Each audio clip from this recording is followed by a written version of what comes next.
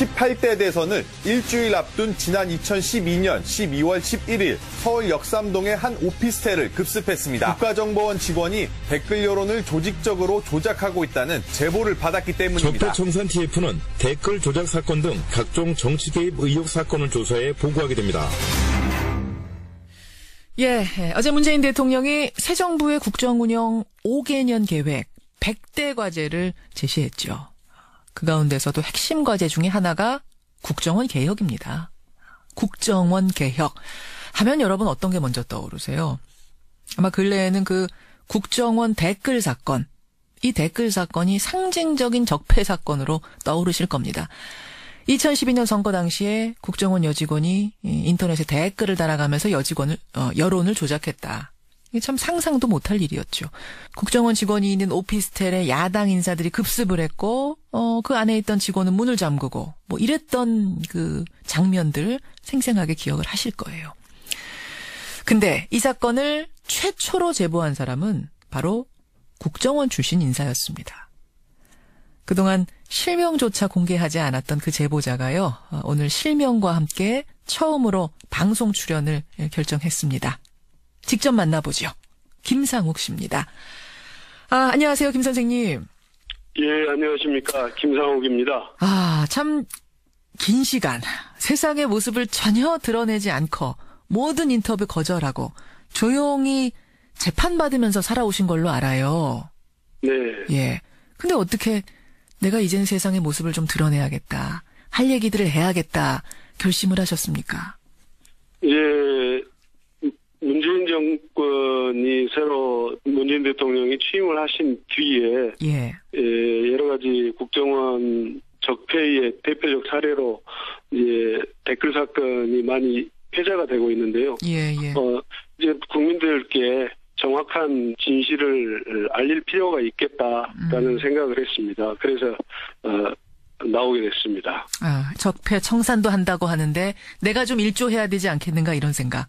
네, 그렇죠. 그래요. 자, 2012년으로 좀 돌아가 보죠.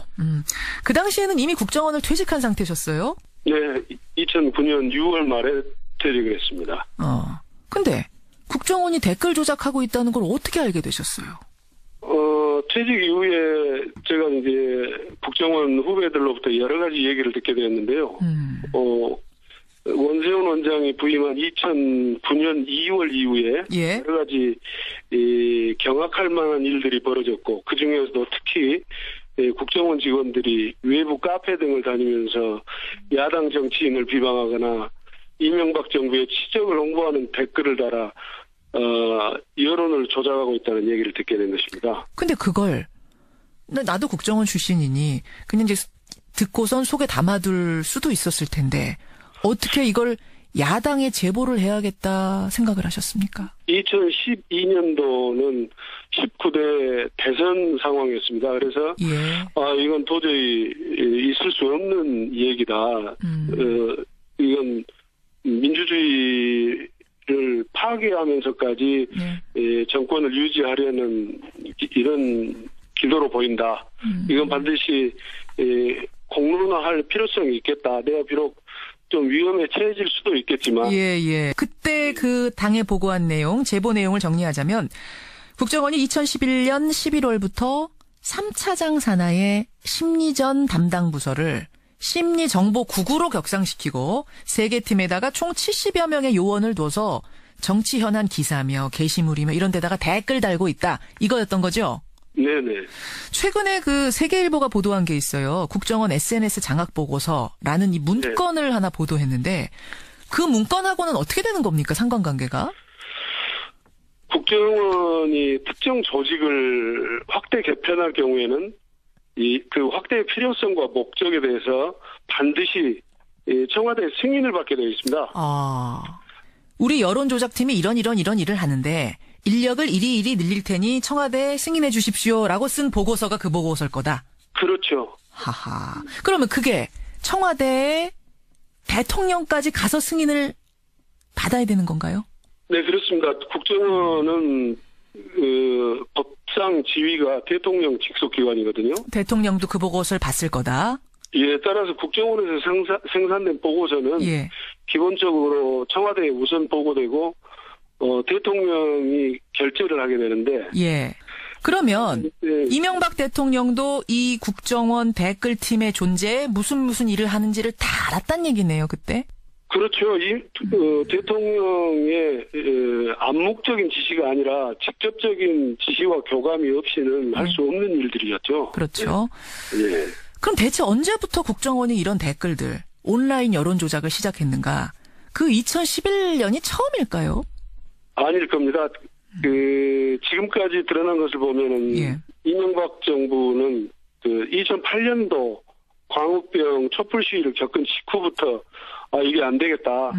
우리가 종편도 이렇게 장악을 했고 다 했는데, 예. SNS를 장악하지 못했구나. 예. 이래서는 원활한 국정 운영이 힘들다라고 생각했던 것 같습니다. 아하. 그리고 이제 최측근인 원세훈을 국정원장으로 앉힌 뒤부터 꾸준히 온라인상의 여론 조작을 시도했던 것으로 알고 있습니다. 그렇죠. 혹시 그 전 정부에서는 이런 일 없었습니까? 이제 그때도 근무하고 계셨으니까? 새누리당 쪽에서는 예전부터 심리전 활동을 해왔다. 그렇게 주장하고 있었어요. 주장을 했었는데, 예. 대한민국에 군대를 갔다 온 사람이라면 대북 심리전은 전부 하고 있다는 것을 알고 있을 겁니다. 그래서 북한의 대상으로 한? 그렇죠. 예. 대북 심리전인데 이번 국정원 댓글 사건은 대북 심리전을 가장한 대남 심리전이었다. 그 전 정부에서 있었던 내용들과는 질이 완전히 다르다. 내용 자체도 다르다. 그렇게 봐야 됩니다. 알겠습니다. 네. 자, 그럼 다시 그 당시로 좀 돌아가 보겠습니다. 김 선생님의 제보로 하여튼 시작이 됐어요, 이 사건. 경찰이 수사를 하다가 그 댓글 달고 있던 여직원 오피스텔도 급습을 하고 문 두드려라, 문을 잠궜느니 안에서 잠궜느니 밖에서 잠궜느니 그 유명한 사건도 있고 여튼 다 그렇게 수사를 한 다음에 대선 바로 전날 밤 11시 대국민 발표를 합니다. 국정원 여직원 김모 씨 다수의 아이디를 사용한 증거는 나왔는데 댓글을 단 흔적은 없다. 사실상 무혐의다. 이런 수사 발표를 딱 하죠. 생방송으로. 예. 그거 생방송으로 보셨어요, 그날? 예, 봤죠. 예. 무슨 생각 드시던가요, 보면서? 무혐의. 댓글 단 적 없다. 이거 참 큰일 났다. 만약에 정권이 바뀌면 저렇게 무리수를 둔 경찰은 어떻게 감당을 하려고 저러나? 예. 그런데 다음 날 치러진 대선에서 정권은 바뀌지 않았습니다. 박근혜 후보가 대통령이 됐습니다. 박근혜 정권 5년, 그러니까 제보 이후에 5년, 선생님으로서는 삶이 좀 달라졌나요? 왜 웃으세요? 엄청나게 많은 고통이 있는 날들이었죠. 엄청나게 달라졌습니까? 제 생활 완전히 파괴됐죠. 완전히. 대선 직후에 있었던 이제 국정원의 고발 사건, 고발을 했어요. 그래서 그러니까 국정원의 정보를 전직 직원이 유출했다, 이런 건가요? 그렇죠. 예. 그래서 계속된 이제 수사와 재판, 당시 새누리당 의원들에게 혼이 나고. 아니, 근데 저는 지금 이해가 안 가는 게, 선생님. 예. 무혐의라면서요. 아이디는 여러 개였지만 댓글 단 적 없다면서요. 근데 뭘 또 유출했다는 겁니까? 그게 잘못된 거였다면 유출한 것도 아니잖아요. 사실이 아니면. 그러니까 이 사건을 겪으면서 굉장히 앞뒤가 너무 맞지도 않고 대응 방식이 일관되지도 않고 딱 일관성이 있었던 것은 예. 저를 계속해서 공격을 해서 이 정보를 제보한 김상욱이 굉장히 파렴치한 사람이었다. 따라서 이 정보도 틀린 내용이다. 예. 이걸 부각시키려고 노력을 했던 것 같아요. 파렴치범으로 몰고 갔다는 건 무슨 말씀이세요? 어떻게? 국정원 기조실장이나 예. 총선의 공천을 대가로 이걸 폭로했다. 소위 말하는 이제 매관매직서를 주장을 했던 거죠. 노리고선 지금 이걸 야당에다가 제공한 거다. 그렇죠. 막 주변부에 이것과 전혀 상관없는 그 주변부의 이른바 먼지털기식 수사 이런 것도 있었어요. 막 탈탈 터는 거. 굉장히 많았죠. 압수수색 들어오고 하면서 완전히 제 보금자리가 다 파괴됐었죠. 되고 있구나. 집사람이 이제 같이 집에 자고 있는데 이제 검찰 수사관들이 들어오니까 그 참담함은 이루 말로 할 수 없었죠. 정의롭게 살았다고 생각을 했는데 야 이게 대한민국의 현실이구나. 이제 시작됐다. 이걸 앞으로 4년 이상을 어떻게 살지? 완전히 그 사건 이후에 떠돌이 왕따 신세가 되신 거예요. 그렇죠. 아니, 후회는 안 하셨어요? 후회는 하지 않았는데요. 다만 이제 그 후배 직원이 불법행위 현장을 하고 있지만 예. 그걸 급습하는 장면이 너무도 아닌 것 같더라고요. 그래서 제가 직접 하지 않고 예, 그 부분이 너무 아쉽습니다. 예. 국정원 댓글 사건을 세상에 처음 알린 제보자 김상욱 씨, 지금 방송 첫 출연 여러분 만나고 계십니다. 이제 문재인 정부 들어서서 국정원 개혁을 시도한답니다. 정부 개혁 과제 100대 과제 중에 하나로 이것을 뽑았습니다. 예. 제가 걱정하는 건 이제 국정원 개혁을 한다고 할 때 내부에서의 저항이 있지 않을까 이런 걱정이 돼서요. 후배들에게 선배로서 혹 좀 당부하고 싶은 이야기 있다면 한 말씀 해주시죠. 후배들에게 국정원은 정권 안보가 아니라 예. 국가 안보를 위하는 기관이다. 상사를 보지 말고 국민을 보고 가야 한다. 상사를 보지 말고 국민을 보고 가라. 예, 그래서 지금 비록 힘들 수 있지만 예. 오늘의 수술이 내일의 건강을 위한 것이라는 생각으로 예. 특권의식을 내려놓고 예. 수술대에 올라라. 수술대에 올라라. 예, 이런 말을 하고 싶습니다. 수술대를 두려워하지 말아라 후배들이요. 그렇죠. 예. 여기까지 오늘 말씀을 들을 텐데요. 이제 세상에 실명까지 공개하고 나오셨어요. 목소리 내셨어요. 네. 더 이상 그 트라우마 가지고 괴로워하지 마시고 네. 국정원의 후배들을 위해서 또 더 나은 개혁을 위해서 이 힘을 좀 보태주시기를 부탁드리겠습니다. 네, 그러겠습니다. 예, 오늘 귀한 말씀 고맙습니다. 네, 감사합니다. 예, 국정원 댓글 사건을 세상에 최초로 알린 분입니다. 제보자, 전 국정원 직원 김상욱 씨였습니다. 삶이 좀 달라졌나요? 왜 웃으세요? 엄청나게 많은 고통이 있는 날들이었죠. 엄청나게 달라졌습니까? 제 생활 완전히 파괴됐죠. 완전히. 대선 직후에 있었던 이제 국정원의 고발 사건, 고발을 했어요. 그래서 그러니까 국정원의 정보를 전직 직원이 유출했다, 뭐 이런 건가요? 그렇죠. 예, 그래서 계속된 이제 수사와 재판, 당시 새누리당 의원들에게 혼이 나고. 아니, 근데 저는 지금 이해가 안 가는 게, 선생님. 예. 무혐의라면서요. 아이디는 여러 개였지만 댓글 단 적 없다면서요. 근데 뭘 또 유출했다는 겁니까? 그게 잘못된 거였다면 유출한 것도 아니잖아요. 사실이 아니면. 그러니까 이 사건을 겪으면서 굉장히 앞뒤가 너무 맞지도 않고 대응 방식이 일관되지도 않고 딱 일관성이 있었던 것은 예. 저를 계속해서 공격을 해서 이 정보를 제보한 김상욱이 굉장히 파렴치한 사람이었다. 따라서 이 정보도 틀린 내용이다. 예. 이걸 부각시키려고 노력을 했던 것 같아요. 파렴치범으로 몰고 갔다는 건 무슨 말씀이세요? 어떻게? 국정원 기조실장이나 예. 총선의 공천을 대가로 이걸 폭로했다. 소위 말하는 이제 매관매직서를 주장을 했던 거죠. 뭐 노리고선 지금 이걸 야당에다가 제공한 거다. 그렇죠. 막 주변부에 이것과 전혀 상관없는 그 주변부의 뭐 이른바 먼지 털기식 수사 이런 것도 있었어요. 막 탈탈 터는 거. 굉장히 많았죠. 압수수색 들어오고 하면서 완전히 제 보금자리가 다 파괴되고 있구나.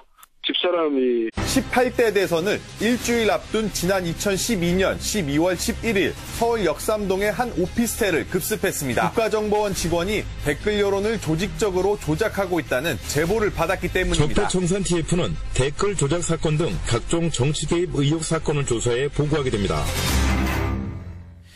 예, 어제 문재인 대통령이 새 정부의 국정운영 5개년 계획 100대 과제를 제시했죠.